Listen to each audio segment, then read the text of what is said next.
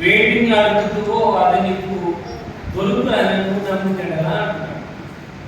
అదే మందిరం సువార్త 7:7 రాయబడి వచ్చింది, అడుగుడి మీకు ఇవ్వబడును, వెతుకుడి మీకు దొరుకుతుంది.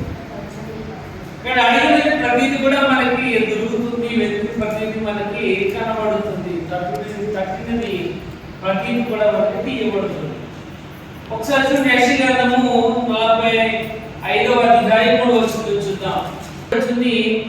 నేను నిన్ను పేరు పెట్టి పిలుచుకున్నాను కనుక అంతకాలంలో రహస్యమును దాచుకున్న ధనాన్ని నీకు ఇస్తానంటున్నాడు. ఇక్కడ మంత్రం చూస్తున్నాడు, నువ్వు నమ్మితే నువ్వు దేన్ని అడుగుతున్నావు, అడిగినందుకు నువ్వు పొందుకున్నావు, నువ్వు నమ్మావని, నువ్వు పొందుకున్నావు నమ్మినట్లయితే అది నీకు దొరుకుతుంది అంటున్నాడు. ఇక్కడ ఓవరాల్ ఒకసారి మనం ఆలోచన చేసినట్లయితే మనం ఏది అడిగినానో ఆయన మనకి ఇచ్చేవాడు కనబడుతున్నాడు. నేను పేరు పెట్టి పిలిచి ఆయన ఇవ్వడానికి ఉన్నాడు, ఆలోచన చేస్తున్నాడు. నువ్వు నమ్మితే నీకు దొరుకుతుందని నువ్వు నమ్మినలా అది నీకు ఇవ్వడానికి ఆయన ఇష్టపడుతున్నాడు. ఇక్కడ వాక్యవాదులను కూడా మనం తెలియజేస్తే నువ్వు అడిగితే ఆయన ఇచ్చేవాడుగా ఉన్నాడు, నువ్వు దేని అడిగితే అది ఇచ్చేవాడు ఉన్నాడు. ఇక్కడ రాత్రికాల సమయంలో ఇంకా శ్రమకాల ధ్యాన నిధిలో దేవుని యొక్క వాక్యాన్ని నేర్చుకుంటున్నాము. మనం ఏ విధంగా అడిగితే మనం పొందుకునే వారిగా ఉంటామో నేర్చుకుందాం. ఎందుకంటే దేవుని యొక్క వాక్య భాగం రాయబడుతుంది, నమ్మినలా నువ్వు దేని అడుగుతున్నావు అది నువ్వు పొందుకోవాలి. నువ్వు పొందుకున్నావు నువ్వు నమ్మినట్లయితే పొందుకుంటావు. అడిగిన పద్ధతిలోనే దొరుకుతుంది. అది ఏ విధంగా రహస్యంలో దాచుకున్న ధనాన్ని ఆయన నీకు ఇవ్వాలని ఆశపడుతున్నాడు.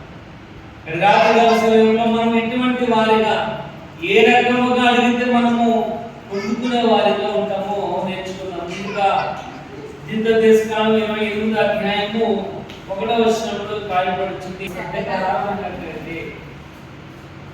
శ్రద్ధగా విన్నట్లయితే రాయబడుతుంది. కానీ మొదటిగా ఆయన చెప్పిన మాట ఏంటంటే మనం ఏదైనా అది మనం పొందుకునే వారిగా మనం ఉండాలి అంటే ఆయన మాటలు మనం శ్రద్ధగా వినాలి, శ్రద్ధగా ఆలకించాలి. అని చెప్తున్న మాట మనం జాగ్రత్తగా వినాలి. అంటే నిర్మల 19:5 రాయబడుతుంది, నువ్వు నా మాటను శ్రద్ధగా విన్నట్లయితే అందరికంటే నువ్వు నాకు స్వకీయ సంపాద్యం అవ్వడం రాయబడుతుంది. ఆయన మాటలు మనం శ్రద్ధగా వినే వారిగా ఉండాలి. ఆదికాండ 12 రాయబడుతుంది, దేవుడైన యెహోవా అబ్రహాముతో అంటున్నాడు, నీ యొక్క జనులే నీ యొక్క బంధువులైనటువంటి నీ దేశంలో నుండి నీ జనుల నుండి బయటకు వచ్చినట్లయితే నేను నిన్ను దీవించు వాడిగా ఉన్నాను. ఇక్కడ ఆయన మాట శ్రద్ధగా విన్నాడు కనుక దేవుడైన యెహోవా చదివించినట్టు అబ్రహాము ఆ దేవుని యొక్క మాట ఆలకించిన వాడు ఉన్నాడు కనుక అనేక తరములకు తన తండ్రిగా దేవుడు నిలబెట్టగలిగాడు. అక్కడ ప్రియమైన వాళ్ళగా ఈ వాక్యవాదం సెలవిస్తుంది, మనం శ్రద్ధగా ఆయన మాట వినేవారు ఉన్నారు. అందుకే 1వ కీర్తనలో 1వ రాయబడి వచ్చింది, దుష్టుల ఆలోచన చెప్పున నడవక, పాపుల మార్గం నిలవక, ఆశను కూర్చుండక, యెహోవా ధర్మశాస్త్రం దేవరాత్మలను ధ్యానించువాడు. దేవరాత్మ దేవుని యొక్క వాక్యాన్ని ధ్యానించువాడు దాన్ని అతడు ఆకువాడగా తన కాలమందు ఫలమిచ్చు చెట్టు వలె ఉన్నాడు. ఇక్కడ ఈ మాటలు కూడా రాయబడి వచ్చిన ఆయన మాటలు మనము శ్రద్ధగా వినాలి, శ్రద్ధగా ఆలోచించాలి. మన చదువున 28వ అధ్యాయంలో రాయబడి వచ్చింది, నీ పిండి పిసుతోటి దీవించబడుతుంది, నీ యొక్క నూనె దీవించబడుతుంది, నీ పాడి పంటలు, నీ పశువులు, మేకలు, గొర్రెలు సమస్త కూడా దేవుడు దీవిస్తారు అంటున్నాడు. ఎందుకంటే ఆయన మాటను శ్రద్ధగా ఆలకించినప్పుడు ప్రియమైన వాళ్ళ దేవుని వాక్యం రాయబడి వచ్చింది. మొదటిగా నమ్మినలా ఏదైతే మనం అడిగినది మనం పొందుకున్నామని నమ్మినలా అది మనం పొందుకుంటాం. అటువంటి విధముగా మనం పొందుకోవాలి అంటే రాయబడి వచ్చినటువంటి ఆయన మాట మనము శ్రద్ధగా చూడండి. 119వ కీర్తన 1వ వచనం చూద్దాం. ఇక్కడ దేవుని వాక్యం సెలవిస్తున్నట్లుగా ఆయన వాక్యమును మనము శ్రద్ధగా విని దాన్ని అనుసరించి నడుచుకోవాలి. లేవికాండం 26వ అధ్యాయంలో కూడా అదే మాట రాయబడుతుంది. ఆయన ఆజ్ఞలను విని అనుసరించి మనము ప్రవర్తించిన ఎడల అంటున్నాడు. ఇక్కడ రాత్రికాల సమయంలో దేవుని వాక్యం రాయబడుతుంది. ఆయన ఆజ్ఞలను శ్రద్ధగా అనుసరించి మనము నడుచుకోవాలి. కనుక చూడండి 55వ గ్రంథం 3వ వచనం చూద్దాం. చూడండి, మీరు వినిన ఎడల బ్రతుకుదురు. ఇక్కడ మొదటిగా ఆయన మాట సెలవిస్తున్నాడు. ఆయన వాక్యమును మన శ్రద్ధగా వినిన ఎడల మీరు బ్రతుకుదురు అంటున్నాడు. నిమ్మైన వలన రహస్య స్థాపనలు మన ధనాన్ని దేవుడు మనకి ఇవ్వబడుతున్నాడు.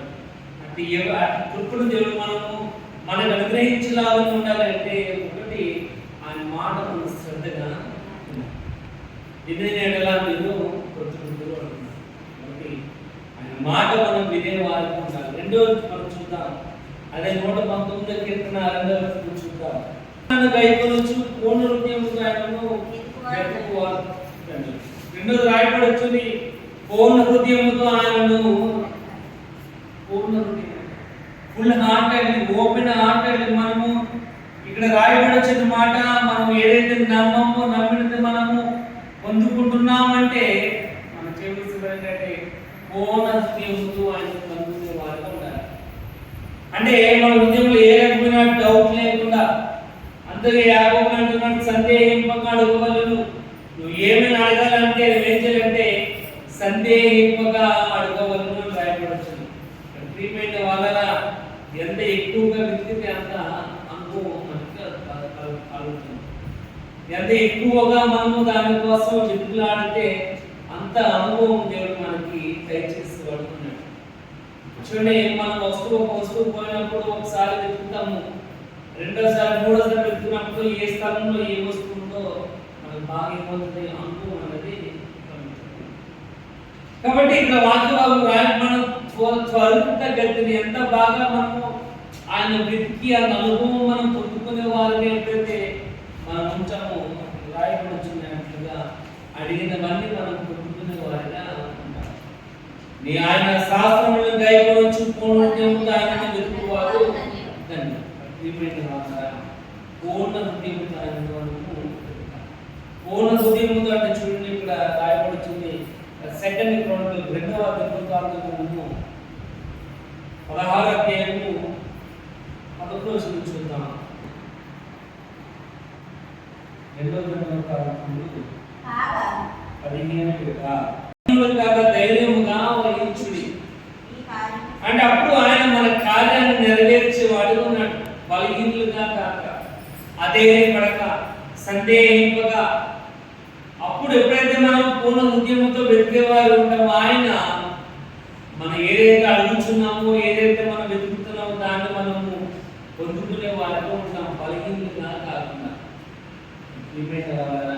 ఆయన వాక్యం సెలవించిన విధంగా పూర్ణ హృదయంతో ఆయన మనము అనుకున్నాము. పూర్ణ హృదయంతో వెతకాలి ఆయనని. ఎప్పుడైతే ఆ విధంగా మనం చేసామో మనము అంత అనుభవాన్ని మనం కలిగిన వారిగా మనం ఉంటాం. రాత్రికాల సమయంలో దేవుని యొక్క వాక్య భాగం రాయించుకున్నట్లుగా చూడండి. ఆయన 119వ కీర్తన 4వ చూద్దాం. జాగ్రత్తగా వేడుకోవాలి అంటే పూర్ణ హృదయంతో నేర్చుకోవాలి అని. ఎప్పుడైతే ఆయన పూర్ణ హృదయంతో ఆయన వాక్య భాగం నేర్చుకున్నామో యెషయాలో చెప్పినట్లుగా మనం నీరు పెట్టిన తోట వలె ఉండగలం. ప్రియమైన వాళ్ళ దేవుని యొక్క వాక్య భాగం రాయబడుతుంది పూర్ణ హృదయంతో ఆయనను మనము వెతకాలి. ఒకటి శ్రద్ధగా ఆయన మాటను వినాలి, రెండవది పూర్ణ హృదయంతో ఆయనను వెతికే వారిగా ఉండాలి. ఇక్కడ రాయబడుతున్నట్లుగా ఎప్పుడైతే మనం ఆయన వెతికే వారు ఉంటామో అప్పుడు మనం ఏదైతే అడుగుతామో అని మనము పొందుకునే వారికి ఉండగలమని ఆయన వాక్య భాగం సెలవిస్తుంది. ఒకటి శ్రద్ధగా వినాలి, రెండు పూర్ణ హృదయంతో ఆయనను వెతకాలి. మూడవది చూద్దాం, 12వ అధ్యాయం. సంతోషించు, శ్రమయందు ఓర్పును, ప్రార్థన యందు పట్టుదల కలిగి. మూడోది రాయబడి వచ్చింది ప్రార్థన యందు పట్టుదల కలిగిన వారు ఉండాలి, నిరీక్షణ కలిగిన వారు ఉండాలి.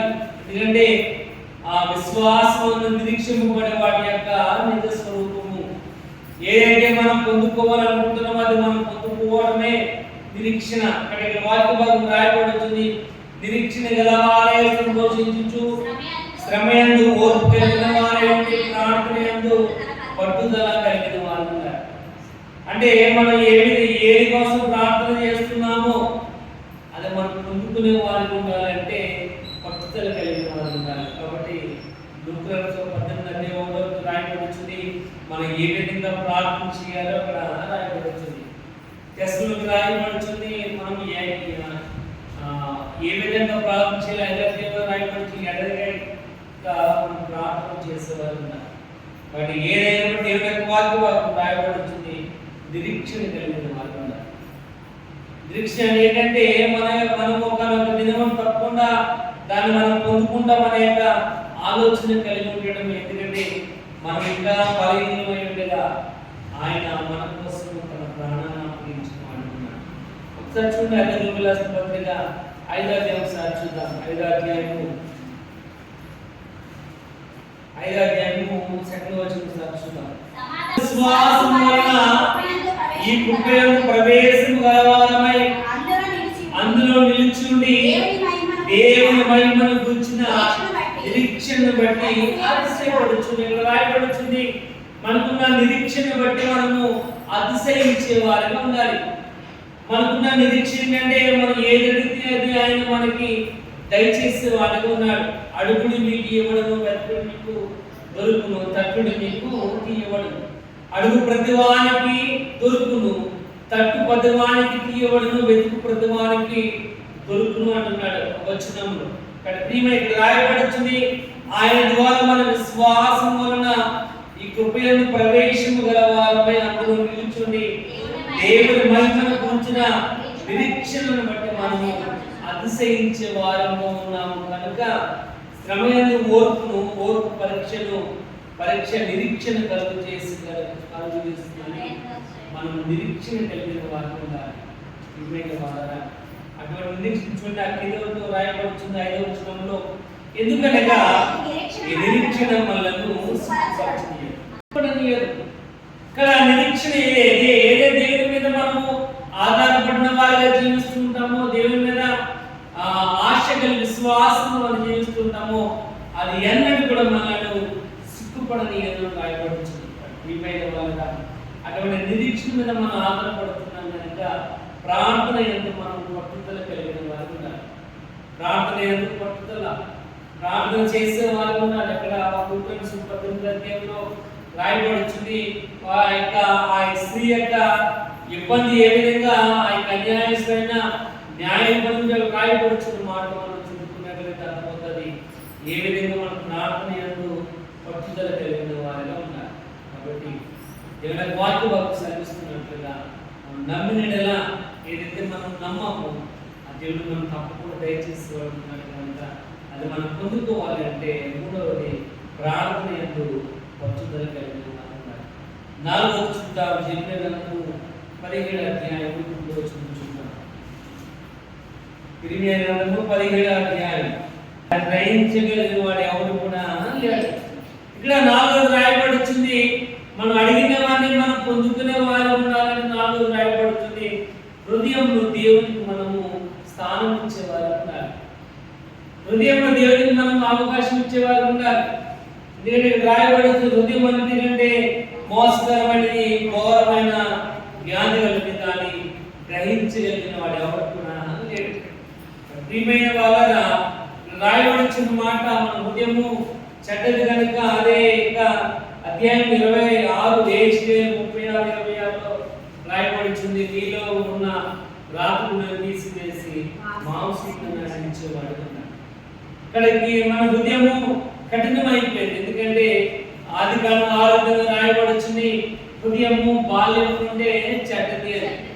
ఇక్కడ హృదయం బాల్యం చెడ్డది కనుక ఆ చెడ్డ దానిలో దేవునికి స్థానము లేదు కనుక రాయబడుతుంది, మీ హృదయంలో ఆ ఆలోచన తీసివేసి హృదయము దేవునికి స్థానం ఇచ్చినట్లయితే చూడండి. అదే ఆదికాండం 8వ అధ్యాయము 21 రాయబడుతుంది, హృదయము బాల్యం నుండే చూడండి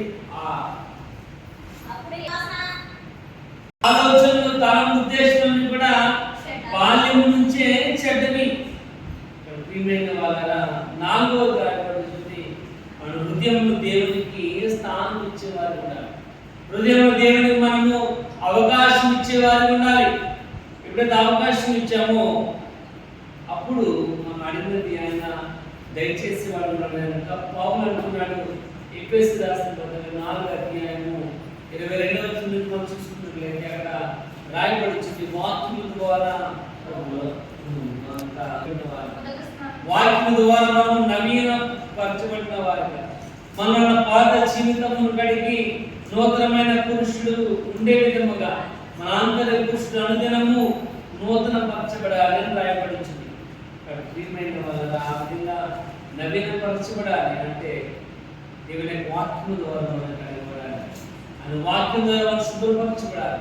ప్రియమైన వాళ్ళ దేవుని వాక్య భాగంలో రాయబడి మనలో ఉన్న నవీన పురుషుడు ఏం చేయాలంటే చదువు సార్ 4:22 సృష్టింపబడి యథార్థమైన భక్తి కలిగిన వాళ్ళు మన హృదయము బాల నుంచే చెడ్డది కనుక ప్రసంగిస్తున్నాడు 12 ఈ బాలదినమును సృష్టికర్తను స్మరించుకోవాలి. ప్రియమైన వాళ్ళ దేవుని వాక్య భాగం సర్విస్తున్నట్టుగా బాల నుండి చెడ్డది కనుక ఆ భయంకరమైన జ్ఞానం కలిగిన దాన్ని అది ఎవరు కూడా గ్రహింపలేరు కనుక ఆ గ్రహింపలేని హృదయంలో దేవుడికి మనము స్థానం ఇచ్చినట్లయితే దేవుని వాక్య భాగం సెలవిస్తున్నట్లుగా ఆ రహస్యమందున దాచుకున్న ఆ ధనాన్ని ఆయన మనకి ఇవ్వాలని ఆశపడుతున్నాడు. అడిగిన ప్రతిది కూడా ఆయన మనకి ఇవ్వాలని ఆశపడుతున్నాడు. అడుగుని మీకు ఇవ్వడుతున్నాడు. కాబట్టి అటువంటి ఆధిక్యత కలిగిన వారిగా మనం ఉంటారంటే ఒకటి ఆయన మాటలు మనము శ్రద్ధగా ఉన్నాడు. రెండవది పూర్ణ హృదయంతో ఆయనను కనుగొనాలి. ఆయన శాస్త్రములను ఆయన యొక్క ఆజ్ఞలను మనము పూర్ణ హృదయంతో పాటించే వారు ఉండాలి. మూడవది రాయబడింది ప్రార్థన యందు పట్టుదల కలిగిన వారు ఉండాలి. ఎందుకంటే ప్రార్థన మానవుని యొక్క జీవితంలో చాలా స్థిరమైన స్థానాన్ని ఏర్పరచుకుంది కనుక ఈ క్రైస్తవ జీవితంలో మనము ప్రార్థన ద్వారానే సమస్తము మనము సాధించుకోగలిగిన వారిగా మనం ఉన్నాం. 4 రాయబడింది హృదయంలో స్థానం. మన హృదయం అన్నిటికంటే మోసకరమైనది కనుక ఆ మోసకరమైన హృదయంలో ఉన్న యొక్క రాత్రులను తీసివేసి మాంసములను మనం ధరించుకునే వారిగా ఆ దేవునికి స్థానం ఇచ్చేవారిగా మన పాత పురుషుడు నూతన పరచబడి నవీన పురుషుడిగా నూతనమైన పురుషుడిగా మనం ఉండవలసిన వారిగా ఉండాలి. అంటే మనం అడిగినవన్నీ దేవుడు దయచేసి గెలవాలని వాక్య రాయబడుతుంది. దేవుడు